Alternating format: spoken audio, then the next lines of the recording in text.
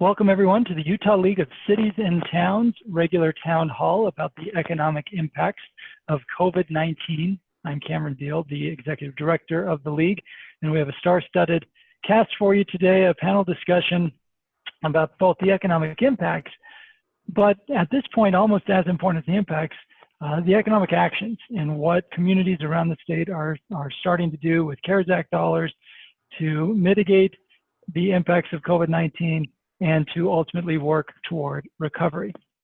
And so to that end, as people are joining the call here, I'm going to take a moment to give you an update on the overall discussions around the Utah Leads Together plan. After I finish that, I'll turn the time over to Juliet Tennert, who is here from the University of Utah's Gardner Policy Institute and a regular guest of our Economic Impact Town Hall series. And I'll also turn the time over to John Park, who is the Senior Training Consultant with the League, who has put together the panel for you, which includes both League staffers, League members, and even a county and a state friend who are joining us as well.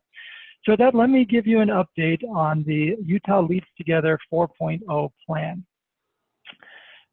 We've put a slide up here to give you a general sense of what to expect when 4.0 goes live, which will likely be later this week. There are 5 guiding principles that you're going to see in the Utah Leads Together 4.0 plan. And before I hit on those principles, though, let me emphasize how 4.0 is going to be a little bit different than what we've seen in Utah Leads Together 1, 2, and 3. Volume 1 really laid out the 3-phase approach: the urgent phase, of which we have since transitioned away from, thankfully, the stabilization phase, in which we find ourselves now, and the recovery phase, which is really right around the corner. Volume 2, 2.0, introduced the color-coded health guidance and data tools, the high, moderate, low, and the new normal. And most of the state of Utah is currently in yellow, which is low, with the exception of Salt Lake City, which is orange.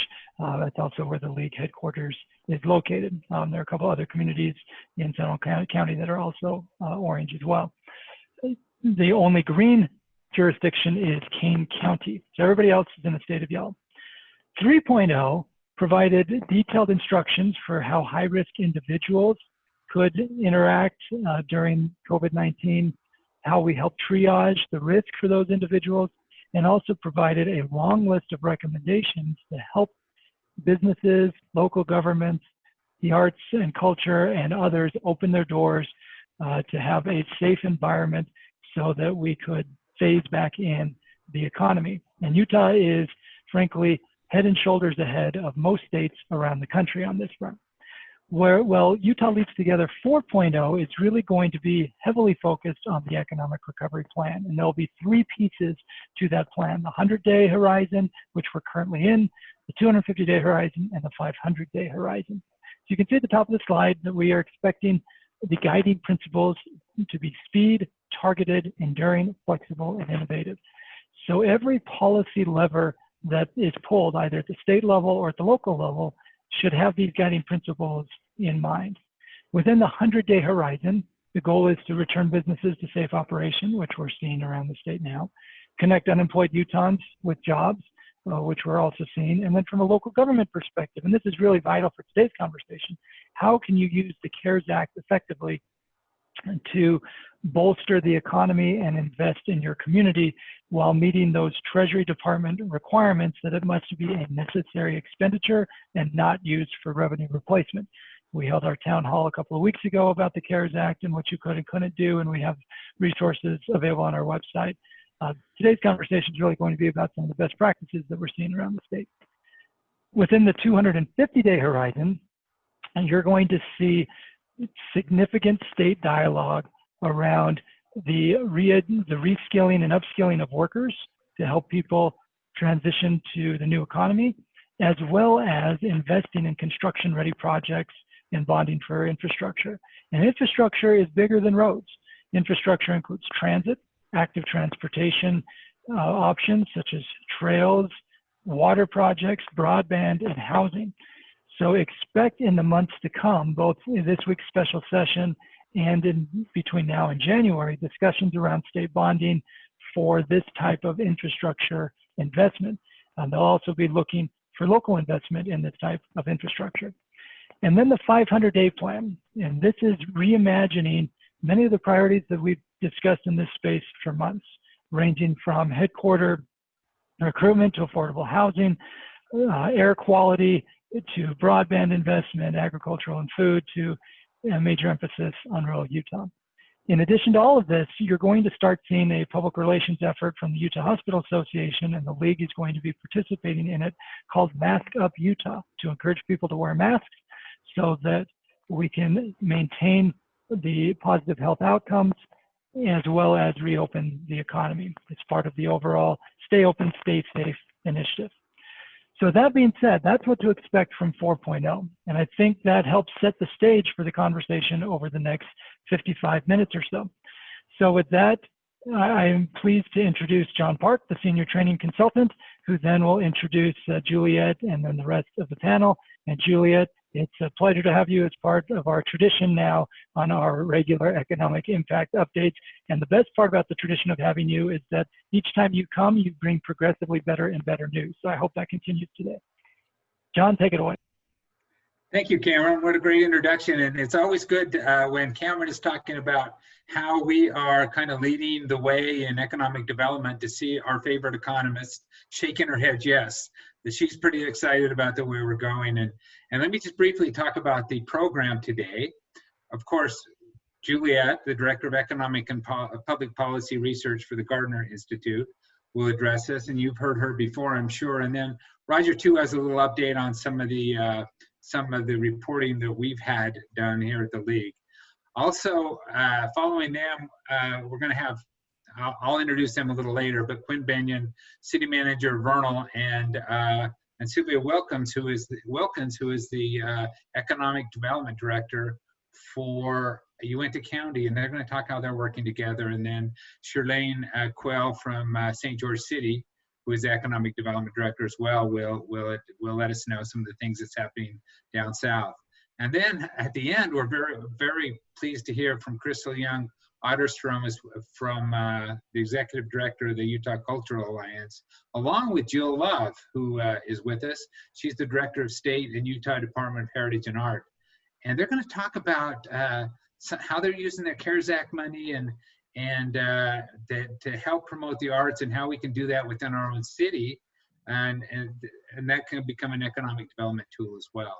And so with that, let's turn the time over to Juliet Tenner from the Cam Gardner Policy Institute.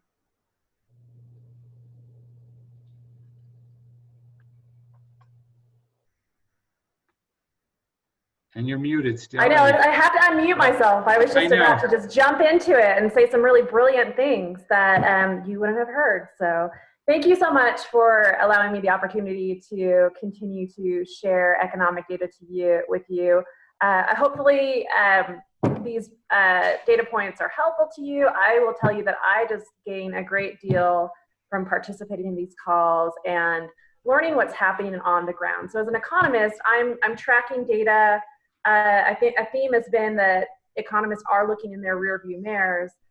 You all as city leaders and managers really have your ear to the ground, have real-time kind of intuitive information on what is happening in the economy. So as much as I enjoy sharing data with you, I enjoy even more just listening to the conversation. So thank you for letting me be a part of these wonderful town halls. I will begin by reminding you that the David Eccles School of Business, with very generous support from the Eccles family, is continuing to provide trainings on how to save your business, but really it's about how to support your economic position. And so we're now doing those every other week. The next one will be a week from Friday, where we will be sharing information on our Health and Economic Recovery Outreach Program, which, if you haven't heard about this, it's an incredibly important, I think, initiative to support the economy. We've got a number of students out in the field supporting antibody testing, COVID-19 testing, and then also on the economic side, business reinvestment and redevelopment. So please do join us if you can. And then at that link, which we'll make sure that you have a copy of these slides, at that link you can also watch an archive of the forums. And so you'll find forums on economic data, on fiscal policy. They're just very, very helpful. So please take advantage of that. There's no cost. We just ask that you register. So let's jump into the data. No news here. The economy has sharply contracted. The situation is improving. This is the same kind of sentiment that I provided to you 1 month ago. We were predicting, we didn't have April data yet, but we were predicting that the peak of intensity of the contraction was in April, and the data that are coming in are confirming that. So the National Bureau of Economic Research actually called a recession. So the peak of the business cycle, the expansion, was in February. So that would be the start of the recession. And so the National Business Bureau of Economic Research, NBER, has called that recession as having started, and I'm going to go ahead and call the recession as having ended. So very short recession, but tremendously severe contraction. John and I have kind of exchanged emails, and we've been trying to figure out when's the best time to get together and share economic data again. And I kept saying, just wait a little bit. We've got to get some more jobs data. We've got to wrap our minds around the outlook. And so we're finally getting that really good data. I've mentioned that those unemployment insurance claims continue to be our best timely indicator of what's going on in the economy. And so I understand that as city managers, city policy makers, the jobs maybe you're not directly impacting your budgets, but they give you a good signal as to what's going on in terms of basically income that translates over into sales tax. So I would encourage you to keep an eye out for these unemployment insurance claims data, and we're always happy at the Gardner Policy Institute to help you interpret them. But the bottom line is I have been presenting to you initial claims. So those folks that are coming through Department of Workforce or going online, the Department of Workforce Services, and filing a claim for unemployment insurance. We are now moving in, which tells us that we're moving through the recession. We're no longer putting our focus onto those initial claims, initial people coming in for unemployment insurance. We're now paying attention to who's staying on unemployment insurance, so that we're calling them the continuing claims. In this data, in this graph, we can see the initial claims are in black, the continuing claims are in red.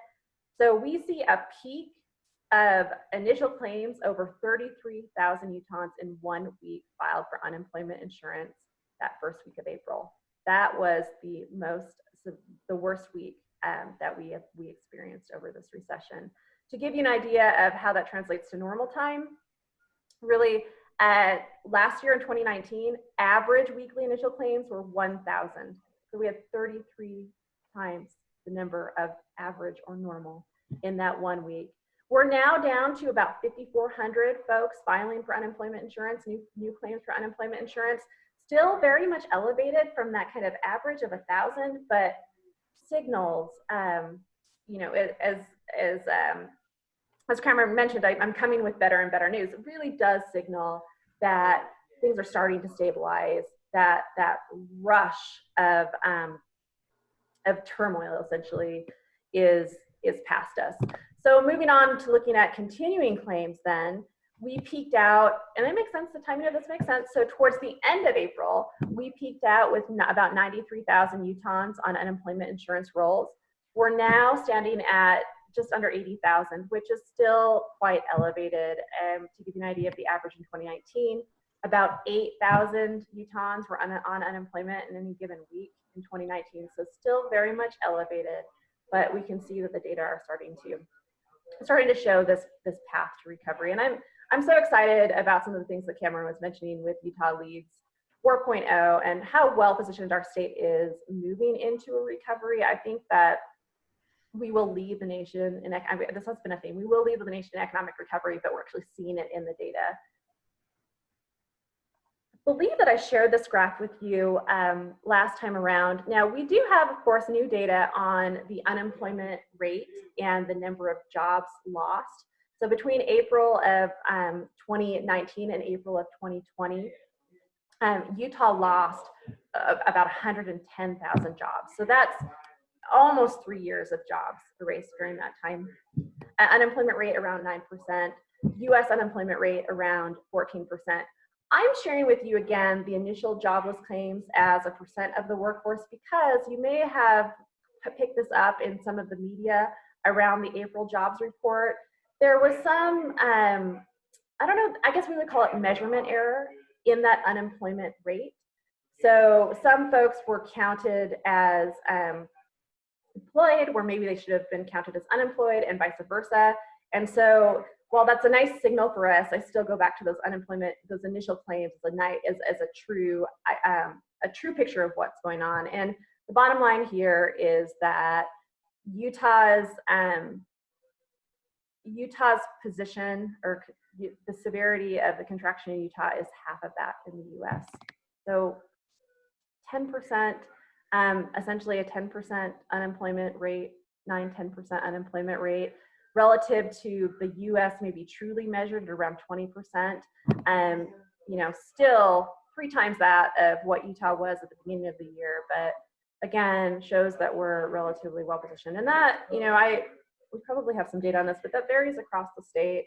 We know that areas like Grand County, some of our areas that are more dependent on travel and tourism, are obviously posting worse results than this, but generally at the state level, better results than the US. So we saw this last time around as well.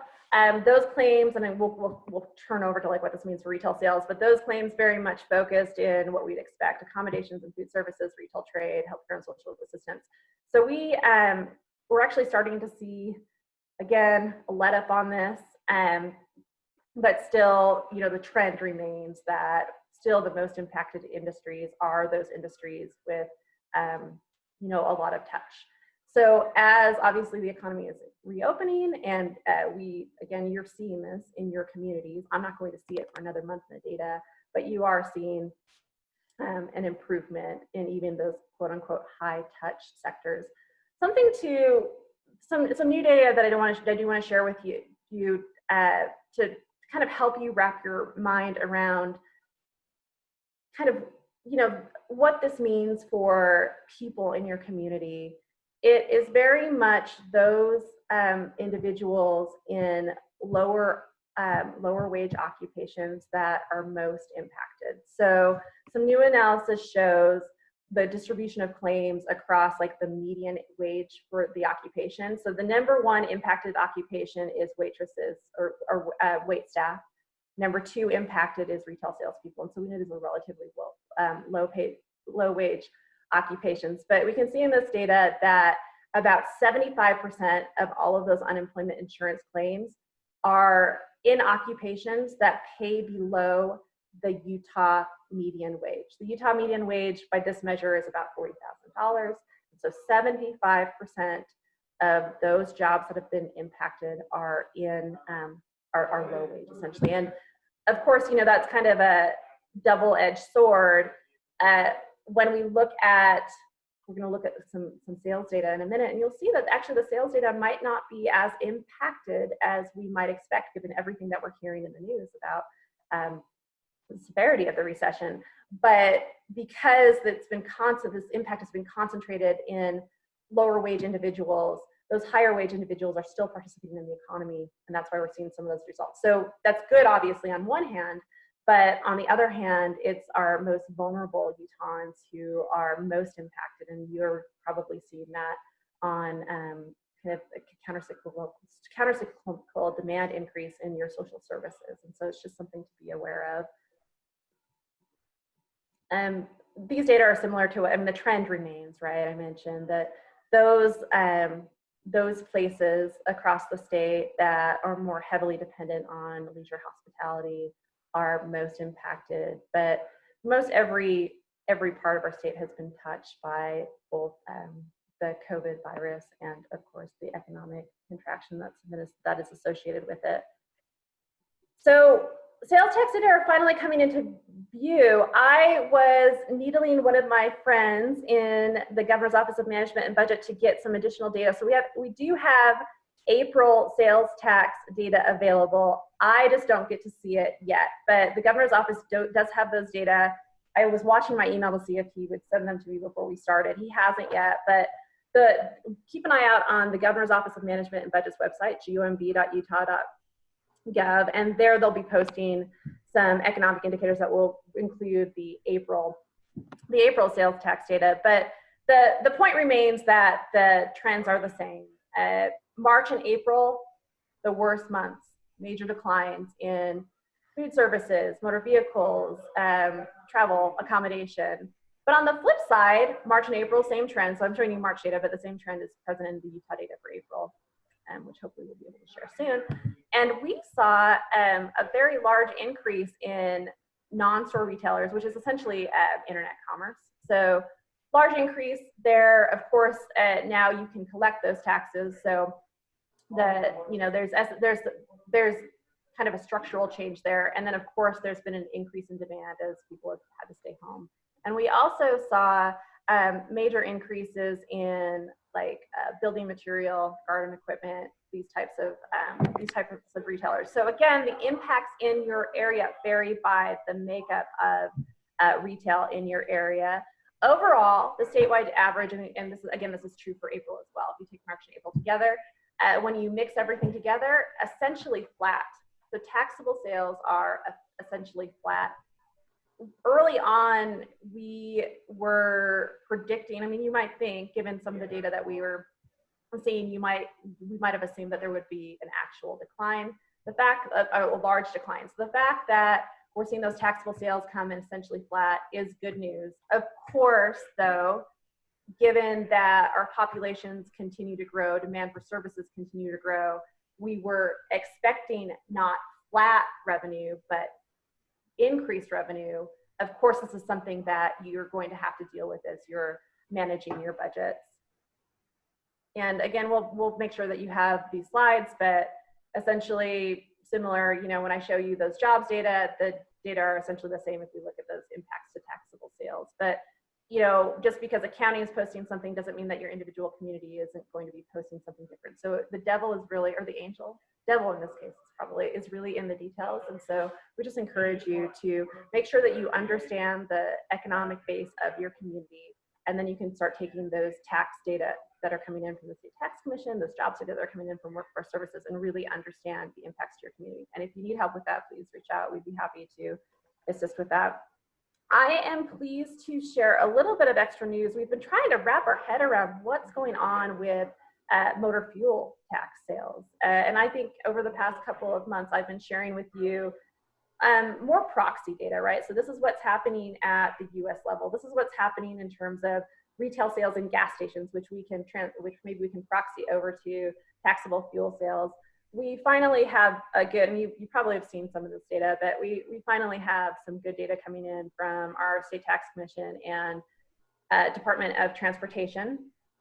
Taxable gallons from just regular motor fuel were down 35% in April. So this is a major impact to basically the gas tax, a major impact. So again, 35% in April for the gallons sold. But we know that traffic, so the demand for motor fuel, is starting to stabilize. The Department of Transportation, and this actually is coming from the League of Cities and Towns. It's a great service that you guys have this great connection with the Department of Transportation, and we're able to get this data, which they then shared with me. And I was excited to take a look at it. But Department of Transportation is obviously able to track traffic. And so if we just look at I-15, and these just happen to be the counties that the Department of Transportation has provided information for, but you can imagine that this will be relatively similar, at least across I-15. We're looking at, for Weber, Salt Lake, Davis, and Utah on these slides, early in the year. So the horizontal line is basically what traffic was last year, essentially an index of traffic last year. So 100% of traffic last year. When you see those lines above the 100%, it means that we were experiencing more traffic on I-15 during those times at the same time last year. And then you can see about mid-March, all of those lines go below the horizontal line.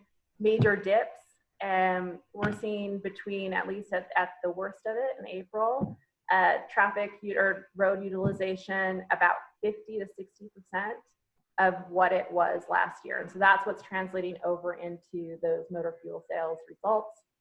The good news is, though, you can see that those rates are actually coming back up to normal. And again, I'm always looking at data, but if anyone's been out and about, you know, we took a road trip down I-15 the weekend before last. We actually do, you know, we're seeing the traffic pick up, and so that will translate over into a pickup in those motor fuel tax sales.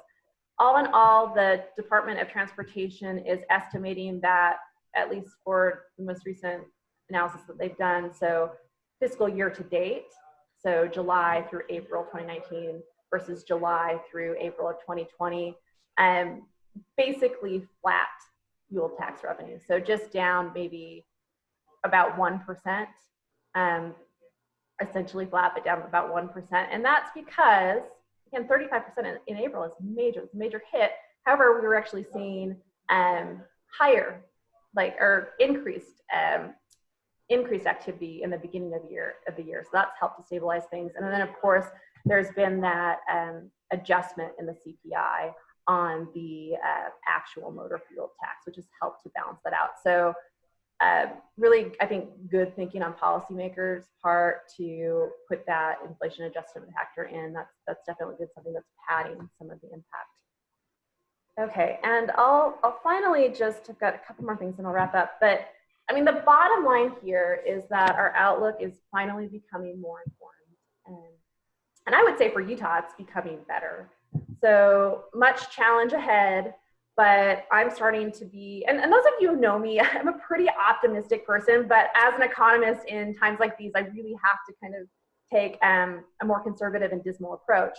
But I'm becoming more and more optimistic about what the recovery for Utah looks like. I've actually been surprised by, and again, even with a bit of an optimistic spin or expectation, I've actually been surprised at some of the numbers that we've been posting. And so I do feel like that there is good to come, even though you're going to see some continued struggle at the national level. But again, bottom line is we're getting more data, and so our outlook is becoming more informed.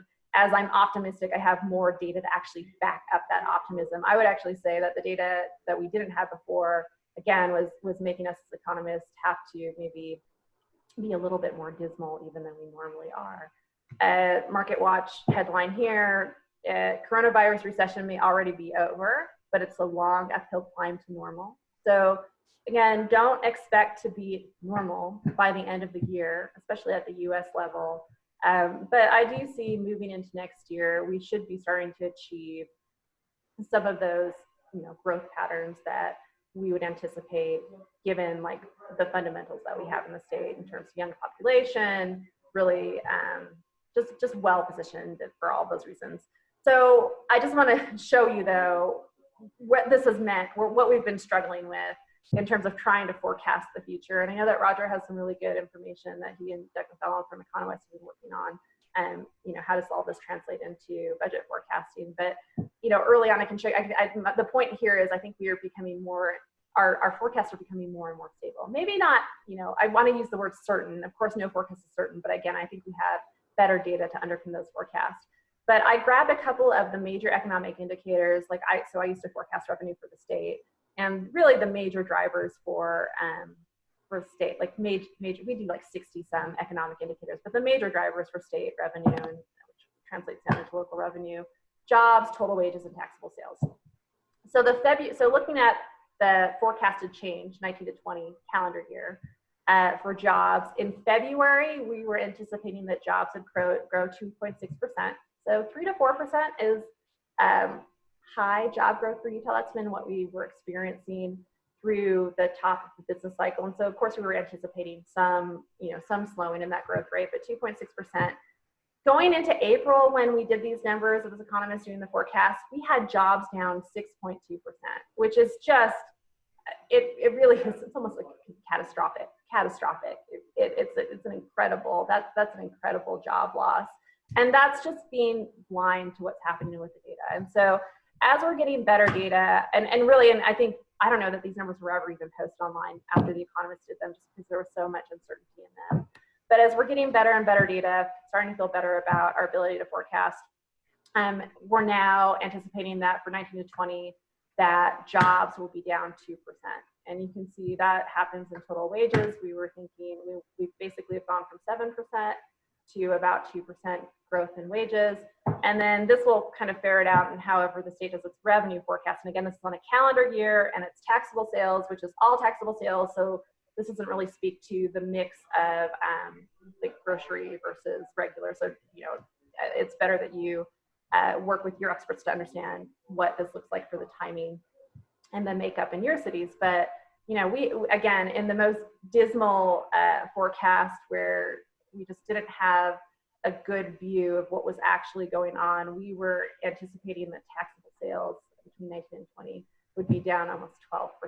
And now we're, given the most recent data, we are anticipating basically flat, which again is good news. The fact that we're not in a total decline, flat, is good news, but it still means that there's much struggle or challenge when faced with essentially ever increasing growing demand for all those services that you provide. So finally, I'll just wrap it up with a plug for the Gardner Institute's website. You can find all sorts of data there and also links to using other data. But we continue to maintain a COVID-19 resource page. And so these slides will be posted there. Of course, League of Cities and Towns will provide them to you, but there's all of the economists that are working at Gardner are posting their insights there. So please bookmark that, keep an eye out there. And I'm not sure if there's time for questions, but I'm happy to answer questions online, but also very, very happy always to answer questions offline. Yeah, let me ask you a couple of questions. First of all, let me remind those people that are on the Zoom call with us, if you have any questions, just in your chat area or your Q&A area, just kind of put them up there, and we'll monitor that. And so David Zook asked, was it actually a recession? Isn't a recession defined as 2 successive quarters? Such a good question. That's your own economy talk. Economists talk coming back at you. I know. So I appreciate that, and you're right. That is actually kind of economic training. Right, we're taught that a true definition, or kind of a rule of thumb definition for recession would be contraction over 2 quarters. The bottom line is this just shows you, and usually the NBER, that recession dating committee, is not even not even calling the start of a recession until several quarters after it's actually begun. And so the fact that they're even calling it right now shows you just how different this is, how different the situation is. That's a good one. Thank you, David, for throwing in that zinger. We appreciate it. One other question I have is, when you showed the unemployment data by income slots, and you mentioned the 75% of the people that are unemployed, or at least are filing for unemployment, are under 40,000 annual salary. If we're combining the money, extra money they're getting from the feds to go with their unemployment, they're actually making more money on unemployment right now, and so that should, relieve some. Absolutely, yeah, and so that's very much a boost to the economy. It's a really good point. There's many individuals, or a number of individuals that are actually taking in more than maybe they would normally, and that's translating over into some of these sales tax or sales figures that we're seeing. So I should mention maybe a risk to the forecast is what happens once those benefits run out. And also just that, I think we're estimating that there's about $10 billion in federal stimulus in our economy, which is about 5% of Utah state GDP. And so the risk to the forecast is that once that stuff starts to unwind, do we continue to post the types of numbers that, or the same trajectory that we're currently posting? And I actually think that we do. We don't see that all of those, the $10 billion is, again, significant part of the economy, but not all of that money is actually in the economy right now, and we're posting these numbers without all of that money in the economy. So okay, very good point though, John. That's a good point. Okay, thank you, Julia. And to kind of narrow in on some of our numbers that we have for specific municipalities. Roger Tu, our senior policy analyst, former tax commissioner. Go ahead, Roger. I'm going to be very brief. And my main premise here is to emphasize that on the 4th of May, we put out a report done with Econo West to help you in your forecasting of your cities, to give you some idea of categories of pessimism or moderation of what you were looking at for doing your budgets. We got really good reports back on that. We hope it was helpful to people. But last week I was talking to Doug McDonald, who did that, and we had planned to do an update in September. And he said, Roger, as I look at the information, there's been enough of a change that's taken place in the last 2 months. He said, what do you think about us putting out sort of an addendum or an update? So we turned it around in about 24 hours. We sent it out. It was posted last Friday. We're sent to the cities and posted on the web and on the website for the league. I just want to very, very briefly just say a few comments about that. This whole exercise is a definition and redefining terms. Flat is good. Only 6% drop is not bad. Recession is only one couple of months. So we have a lot of new terms here. But the truth of the matter is the direction is Juliet laid out. It is a whole lot better than we thought it was a couple of months ago. And essentially what the information Doug saw looking at the information on the economy was that essentially he cut the magnitude of his pessimistic forecast essentially in half. So essentially we're looking at about a 12% statewide moderate reduction in sales tax. It's more like 7 now, and the same on the pessimistic. So again, it's awful, but it's nothing like it used to be. so take heart in that. Now, part of the reason what happened, and I would say the basic issue is the forecast in business investment was a lot better than we thought. In other words, businesses were buying stuff, and so that moderated a lot of it.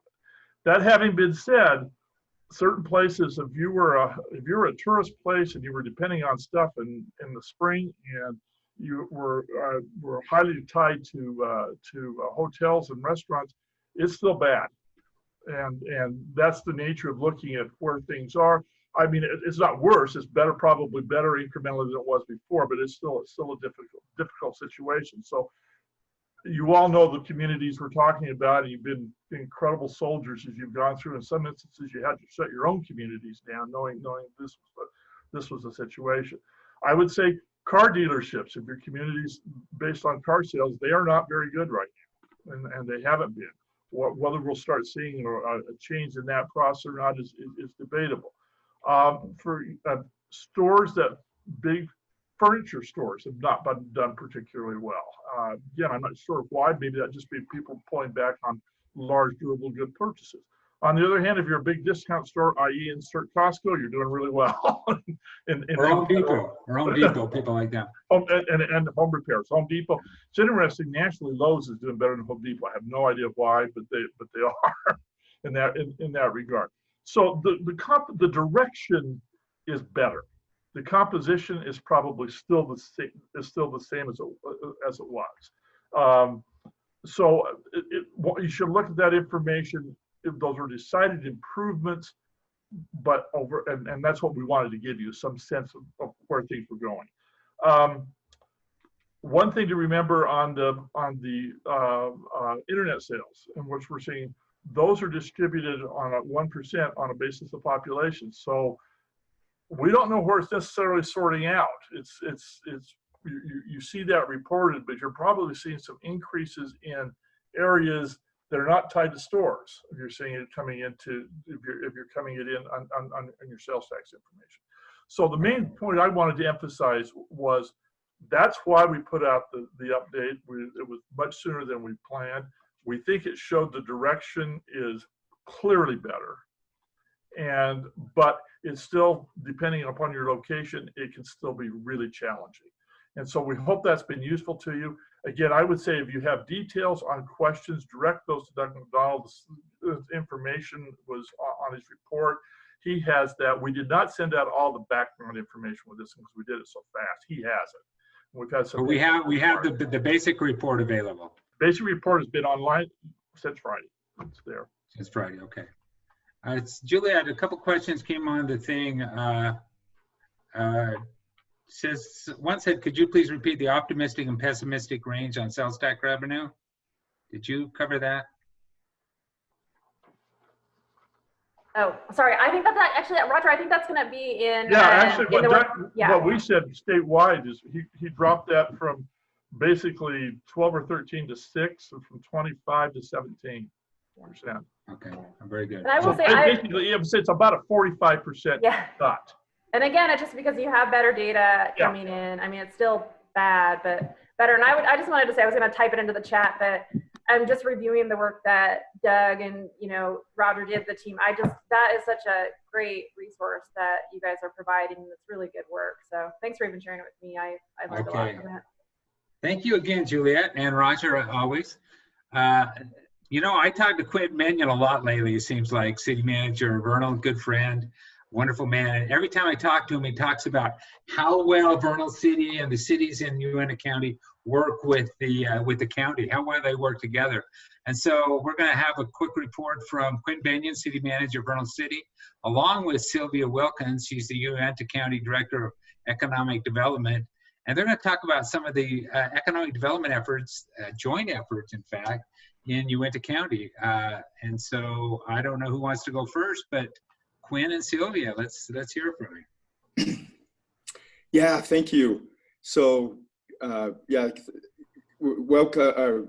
Good afternoon from the beautiful basin here. I'll give a short intro, and then Sylvia will talk about some of the lessons learned that we've had from a grant application that we rolled out last month. Our topic really is to discuss the CARES Act funding and how we're planning on using our CARES Act funds. I don't know if the rest of you have your funds, but we did submit and have it worked. We got our CARES Act funds on June 10th, and they're sitting in our PTIF account.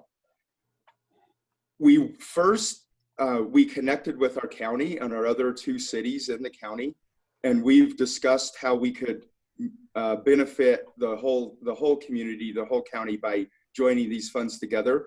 Our first priority will be using those funds for the criteria that are spelled out from the Treasury, numbers 1 through 4, the COVID leave and PPE and those purchases to reimburse the cities and counties. But if I suspect we're a lot like other cities and counties where we have those expenses that we've had so far don't come close to what funds we've received, and we fully anticipate receiving a second allotment in August. So we've been focusing on number 5 criteria, and that is expenditures related to the provision of grants to small businesses to reimburse the cost of business interruption caused by required closures. So small business grants.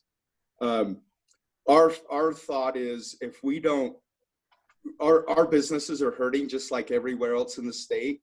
And we've had some close and probably never will open again. But if we don't use the funds, our CARES Act funds locally, they will be used somewhere else in the state.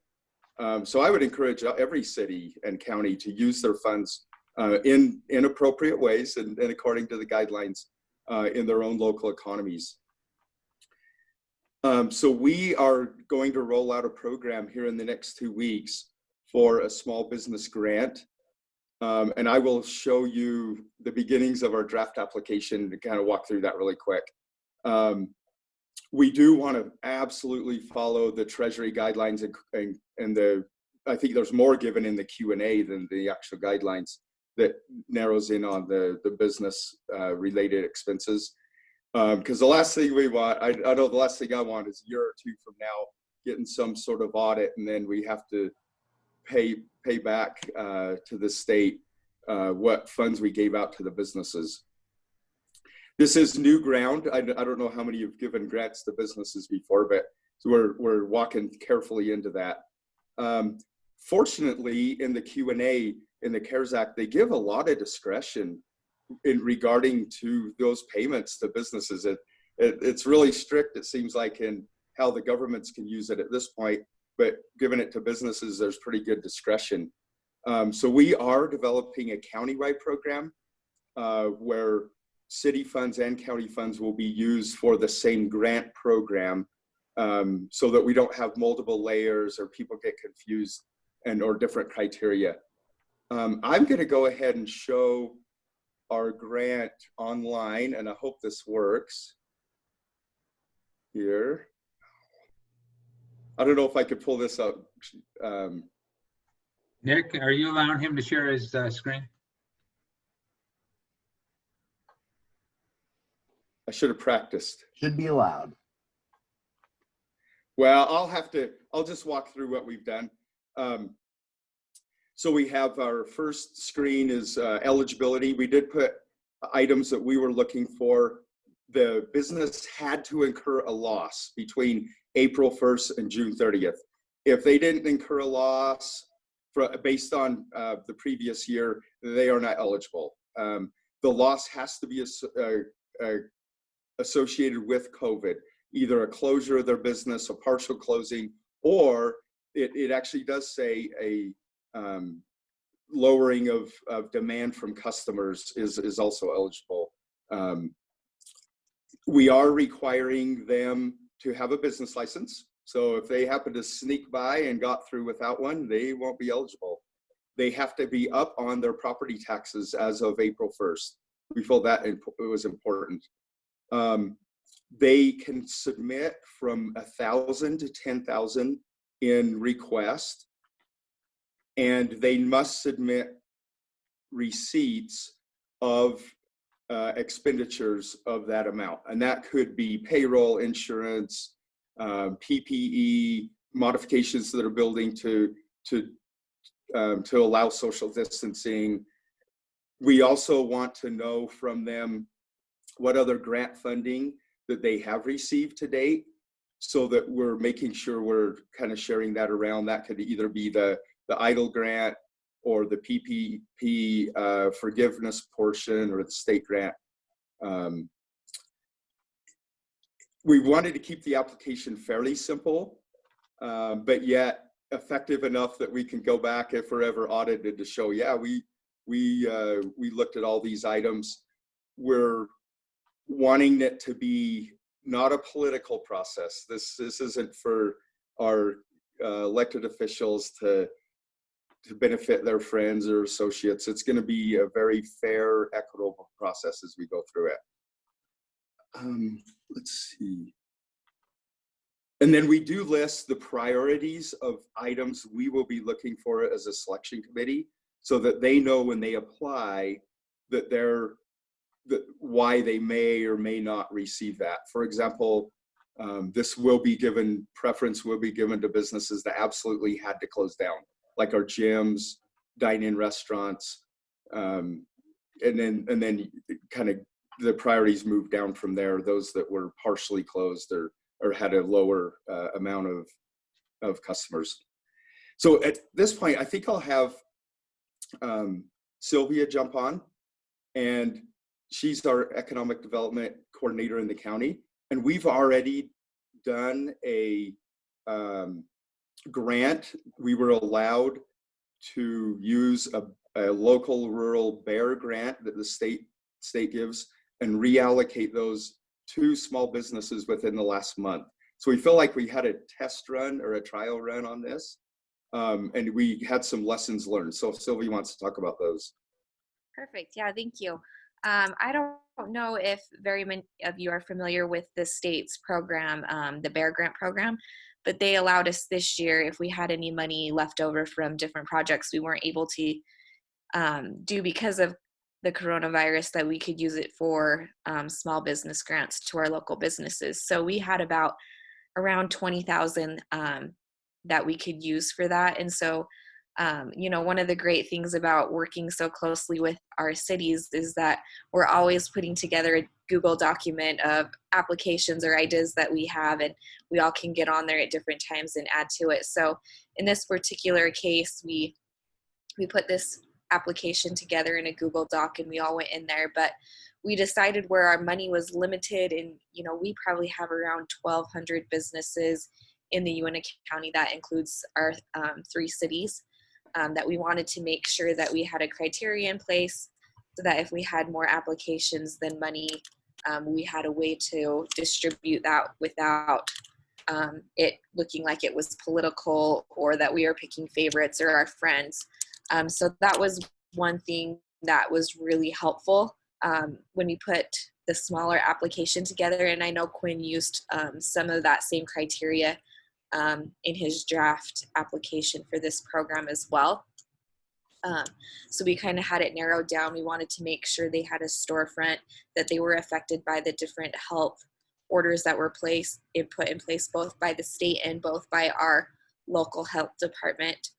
And where the money was a little bit less, they could only ask for up to 1,000. We focused more on the smaller businesses with 5 employees or less. I know looking through this draft that Quinn has put together, it's going to focus more on maybe the larger businesses, the ones that have seen a larger loss as well. They'll probably get a little bit more of a priority than our really small businesses that have had the opportunity to get these smaller grants. And, actually when we awarded all of these and sent it out, we did have some businesses that we weren't able to award because of the criteria. And one of them did request the information. So it was really good that we had that criteria put in place. We could show them, hey, this is how we picked who got the grant. This is why they were awarded. So they could see that it wasn't political. In the beginning, they were very specific about asking who was going to be on the committee, different things like that. So going into it, we knew that there was going to be some questions about how these people were picked and who was picking and the criteria. So that was really important to keep in mind and to have in place, so we could kind of rate and rank the different businesses and award them accordingly. So just kind of the things we learned. Probably the biggest takeaway here is establish your criteria beforehand and keep records of how you base that on. And Quinn and Sylvia, can you email to me and to Susan Wood at the league that application at least, and even in the form you have it, I think it'd be great for us to get that out to people. Yes, I will, and I will comment on it. We're still in draft form, and our legal hasn't reviewed it yet. But sure, and we would love to see what others have come up with. I'm anxious to hear from St. George here in a few minutes, because I think we can learn from each other. And if we do all of this similar to each other, then we can feel comfort that we won't be out on an island somewhere trying to defend how we use the funds. Okay, and Sylvia, you mentioned that the size of the business has something to do with it. How are you measuring that? But head count or people affected? What's your measurement? I'll go ahead and answer that one. The first small one we did with and Sylvia managed, it was 5 employees or less. This one, and you'll notice on the grant application, we ask how many employees they had before April 1st and then how many they have now. And we are, again, in our draft version, we're going to give priority to those that have more employees, simply because we feel like that drives our economy. Yeah, they're the more employees they can have, the more we can sort of reverse this unemployment trend. Okay, thank you. Now let's kind of turn. You guys are getting this started, but Shirlane Quell from St. George City, they've had a program in place all along. As nobody could go to St. George, and they rely on that all spring. And so they've had a program going along, and they're even talking about backfilling that a little bit with CARES money. So Shirlane, would you just take the time to explain what you've been doing down there? You bet. Thank you. Thanks for having me. It's great to be here. Can you all hear me? You're coming through loud and clear. Excellent. So we started, as soon as COVID hit, we realized that there was going to be a huge impact in our community. It was right in the middle of, you know, spring break and tourist season and our heavy time here. And so the city and the county came together and said, what can we do to really make an impact for our small businesses, assuming there'd be some kind of federal funding coming through, what can we do locally? And so we put our heads together, and literally within 2 weeks, we launched a fund, which we're pretty proud of. It was a huge deal. It was a public-private partnerships. We had Santa Clara City and Washington City and Zions Bank and a couple of, and let's see, I'll look at my list here in a minute. It was a really, really great collaboration, and we launched what we called the Greater Together Small Business Resilience Fund. And the idea of this was that it would be a 0% loan up to 5 years to pay it back, and it was up to $20,000. And so it was meant to just help our small businesses that were being impacted by COVID. And we set criteria, and Quinn, I'm happy to share those with you.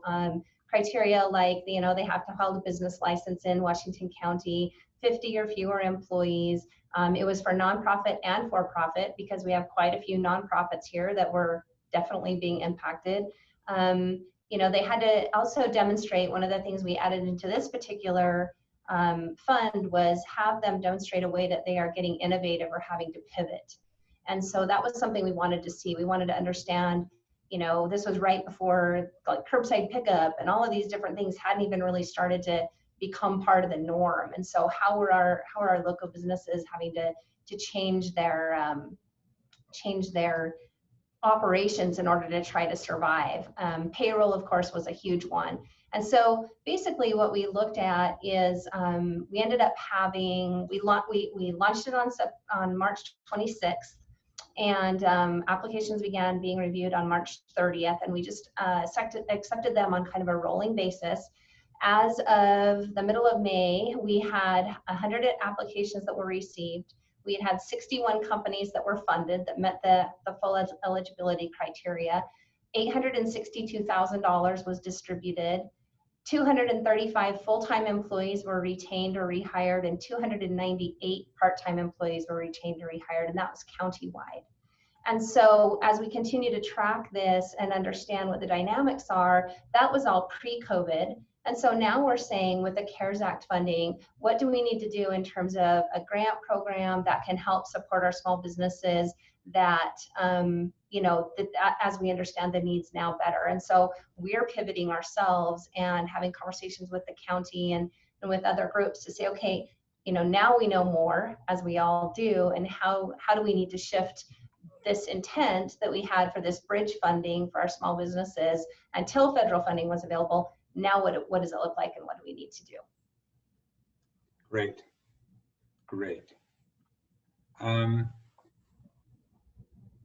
It's always fun. I think one of the takeaways, Shirlene, about that is typically, it always amazes me that it takes us so long to put a program together, but when we run into a crisis, we can put great programs together so quickly. Yeah. And I guess there's a lesson in there for us to learn somewhere about our standard operating procedures versus what we can really do and what we can do fast if we need to, and all great programs. And would you as well, we'd love to see your application. If you send that to me and Susan, that'd be wonderful, and we'll make sure that gets online. So absolutely. And I should mention too that it's been organized through our Chamber Foundation. And so that part of it's great too, because the city and the county and all these private donors, we came together and we said, where's the best fit for our small businesses to be able to access this? And so our Chamber of Commerce stepped up, and they were a huge partner in making sure this happened. And when you say, you know, mobilizing to make these things happen, one of the maybe silver linings of COVID was that things did sort of slow down or stop in terms of our regular daily work. And that gave some space for us to really say, what are the priorities right now and what do we have to deal with? And that was an interesting dynamic in our community because everyone was impacted. And so we were all just open to whatever needed to happen. And I'm sure that's how other communities are approaching it as well. So I do agree with you, that lesson of staying innovative and staying creative and not getting stuck in the status quo. I think that's something we can take with us from this COVID experience. Well said. One of my favorite lines that I hear is one of the silver linings of COVID-19 are. And so and that's I think we as cities and counties are going to come out of this much better. So thank you again. Thank you so much for your time. And again, if you'll get that application to us, that would be great. Absolutely. Now, to wrap it up today, we have some great people we have Crystal Young Otterstrom. She's the Executive Director of the Utah Cultural Alliance. And Jill Love is the Director of the State and Utah Department of Heritage and Art. And every bit as important is Jill Love is a former president of the Utah League of Cities and Towns. Do I have that right, Jill? Great. And so we'll just turn the time over to them. And is it your screen we're going to share, Crystal? Yes, my screen. Okay, great. I think I'll just start. And Jill's going to start. Yeah. We just really want to say we love everything that we're hearing, and we're just going to take a minute today. Our biggest concern and what we're here to encourage you on is as you design criteria for CARES dollars for economic recovery and COVID impact, that you not forget the nonprofit sector as you design that criteria. The nonprofit sector makes up about 6% of Utah's economy, and they're being hit hard in different ways right now. For the cultural sector, it's a very long runway until they come back. Even as communities go to green, that doesn't mean cultural organizations will be able to be back to business. They rely heavily on ticket revenue, and so ticket revenue that's cut by half or even a quarter is going to impact their budgets. Finding ways to stage things like concerts and dance performances is going to be a struggle, as they have to follow some of those guidelines in COVID. And so we urge you to think about the cultural sector. As you think about nonprofits and those that are being hit the hardest by COVID, it's often our multicultural communities who are being served by those nonprofits. The demand is greater right now, and their resources are being impacted in order to serve those communities. And so we really are here to urge you to think about the nonprofit sector as you design some of these relief strategies. Crystal's going to talk for a minute about some of the statistics for the cultural sector and what we're seeing. Yes, so just as an overview, pre-COVID, like Jill said, large sector of the economy, $4.5 billion earnings, 111,000 employees. This is both the nonprofit and the for-profit cultural sector, which overlaps a little bit with the numbers that Jill was sharing. Our agencies, along with a few other state entities, have been surveying the cultural sector throughout this entire process. So as you can see, we hit about 700 businesses, a good smattering across the state, and a pretty good smattering in size. And here's where it gets depressing. As a sector, this industry has experienced $55 million in losses. And where it gets extra scary for our sector is the phenomenal PPP loans that have rescued so many of our businesses. Their 8 weeks of payroll that they covered runs out June 30th for most of these cultural businesses. And because our runway is long to come back, it's going to be difficult to keep employees on July moving forward. The sector has adapted because of COVID. And now Jill's going to talk about how some of these CRF funds that y'all have been talking about, what different communities are doing, how you can use them to work with our sector. And we don't need to take a lot of time on this slide. It really sounds like from this call, you're all very much on top of what you can and can't do with the CARES dollars. You know that you can't use it to backfill municipal budgets, but you can use it to address businesses that have been impacted by COVID. And again, that includes nonprofits. And again, the runway for these groups are going to be very long and slow. I saw a slide this morning, I think Cam was on the same call, that other than hotels, the cultural sector has been hit the hardest in terms of the economy. And that's not going to turn around real quickly. And I'll just add, the Salt Lake County Grants Program is including cultural businesses, and they've highlighted a few of the sectors that have been impacted, and we are here to help. as Jill said, there's a long runway to recovery, and we would love to work with you to help your cultural businesses through this money.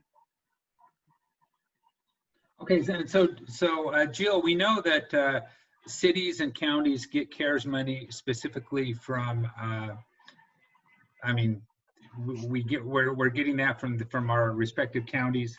If you're in Salt Lake or Utah County, or from the state, is there money that comes directly to your department from the state CARES Act that may be available for some of these cultural type, whatever, all the things you're covering, that they may be able to apply separately?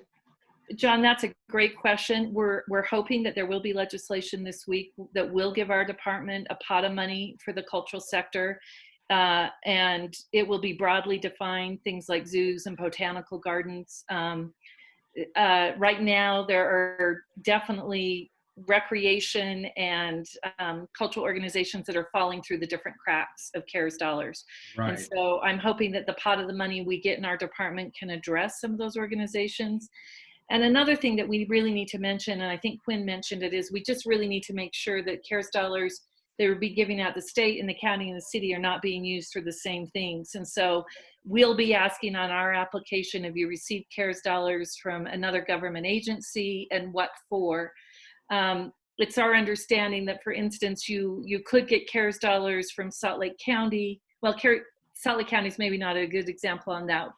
You could get CARES dollars from your county to pay for rent for a certain period of time, and then from the state to pay for your rent for a different period of time. Right. But the CARES dollars do need to be spent by the end of the year. Right. And so I know that a lot of people, a lot of our cities will look at the cultural areas, the nonprofits in their cities as an important part of it, but we all have just a limited amount of resources to go around. And if there's another way, if something comes from the state, it'd be nice for us to know that. And I'm sure we'll keep those lines of communication open through the league, and that we can help. And John, I think our real message is you're designing tools to help the business sector, just include the nonprofit sector in that. Right, that's a great Some message. of those early tools from the SBA excluded nonprofits, and so they really haven't had the advantage of all the tools. Mm-hmm. Right. We know that there's a lot of our cities, it's those type of things that keep their economies going. And so it's an important area for us to discuss. All right, well, that wraps up our town hall today, our economic town hall. I would like to thank Juliet and Roger, as well as Quinn and Sylvia and Shirlane and Crystal and Jill. And we will get all those things posted we talked about. In fact, I texted Quinn on the on the little break there, and he'll put that application in a Google Doc. As they get that finished, you'll be able to see that work. And so that should help you get some things done. And I'd like to thank our panelists today, and I would especially like to thank all those who participated with us. And so have a great day, and thank you for joining us here at the League of Cities and Towns. Thanks, everybody. Thank you.